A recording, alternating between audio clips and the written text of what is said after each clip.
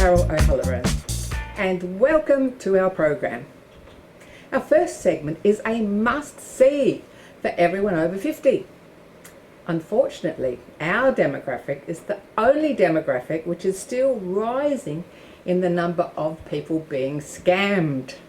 Don't miss it. After the serious stuff, then we have the fun 5-minute fitness. Please join in, even if you're sitting down. It'll make you feel better for the rest of the day. Lastly, we have a chat around a campfire to men and women up to the age of 85, still going to camp and having fun in the outdoors. High ropes, canoeing, and more. As we say on the show, age is just a number, not an excuse. Don't miss the first segment.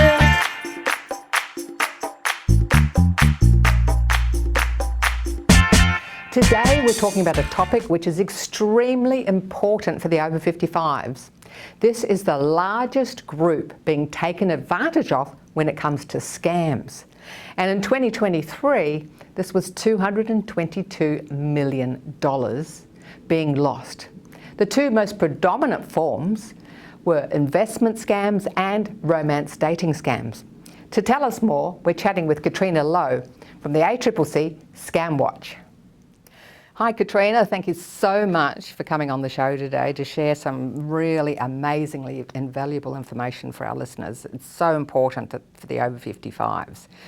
And we're talking about scams. Can you sort of give us a broad brush view of what's impacting the over 55s as far as scams go? So the most common scams impacting over 55s are investment scams and romance scams.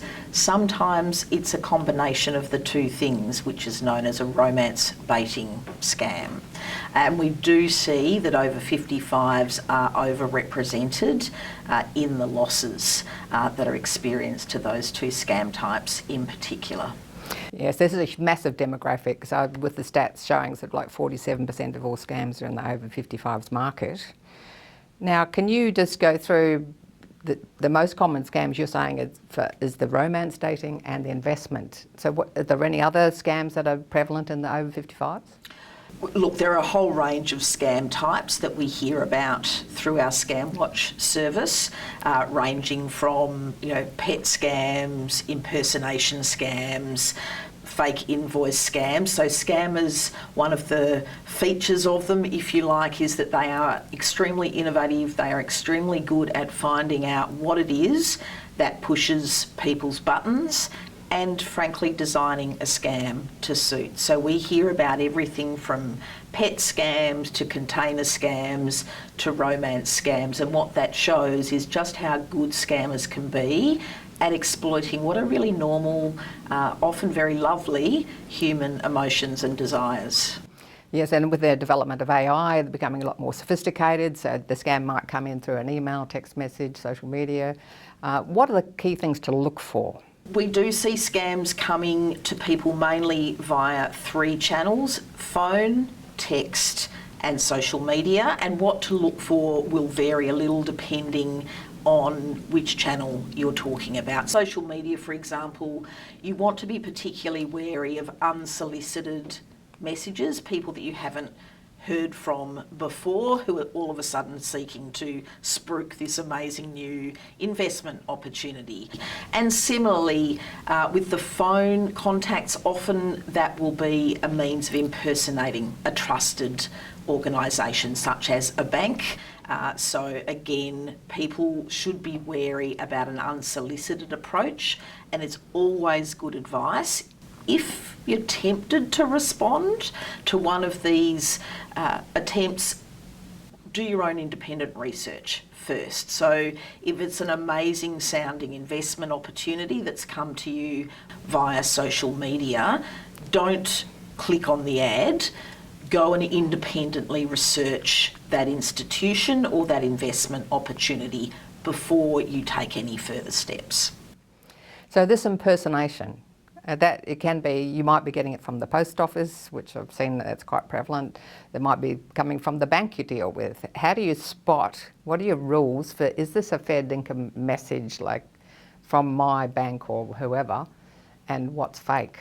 Scammers are increasingly utilising technology to make their scams seem even more convincing. It can be very difficult for people to tell what is the difference between a legitimate text message and a fake text message. So one of the fundamental pieces of advice that we give to people is don't click on the link. Even if it looks like it's a message from your bank, scammers can now use technology such that they can actually insert a scam message into a feed of text messages that have come from your bank. So don't click on the link is a fundamental piece of advice.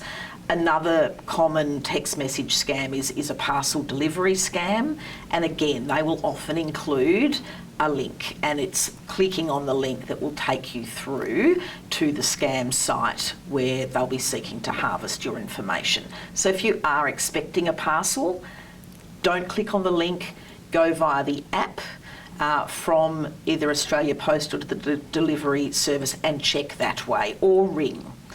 But do not click on the link is the fundamental message about text messages. Well, text, email, social media messages, anything with a link in it from someone you don't know, don't click on it. That's exactly right. Do your independent research. So if you think it's from your bank, then you need to go to the bank's website or through your own personal app where you're going direct to the bank rather than responding to a message. That's right. So don't respond to the email or the text. What you want to do is check, even if it looks like it's the right website address, again, technology can be used to overlay the address. So don't click on the link, independently navigate to the website or independently find the phone number and call it, because scammers are very adept at borrowing the legitimate livery of companies that we all know and recognise and using that as part of the scaffolding to make their scams seem real. So what do you do if you think you're being scammed?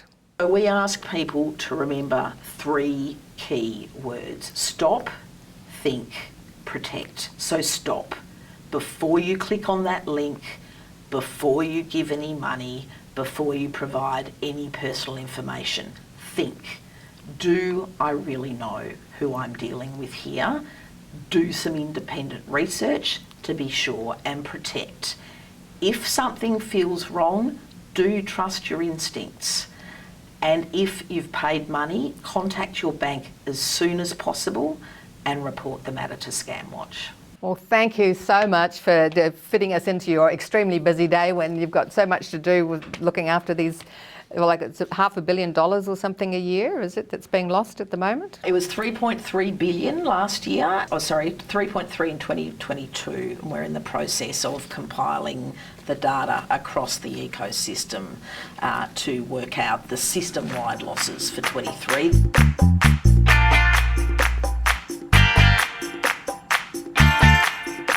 Thanks, Catriona. Thanks for watching our TV show. Be sure to hit subscribe and then you'll never miss an episode. Jump on Facebook, join our group, get in on the fun, fitness, wellness and inspiration. I'm Carol, over 50, so what?